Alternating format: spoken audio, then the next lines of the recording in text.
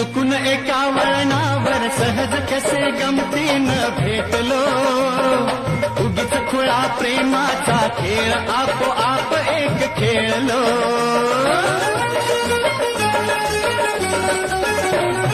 रंग त्याच खेळाचे अंतरंगी नकळताच उतरले, रंगलास तूही त्यात मीही त्याच प्रेम रंगी रंगले.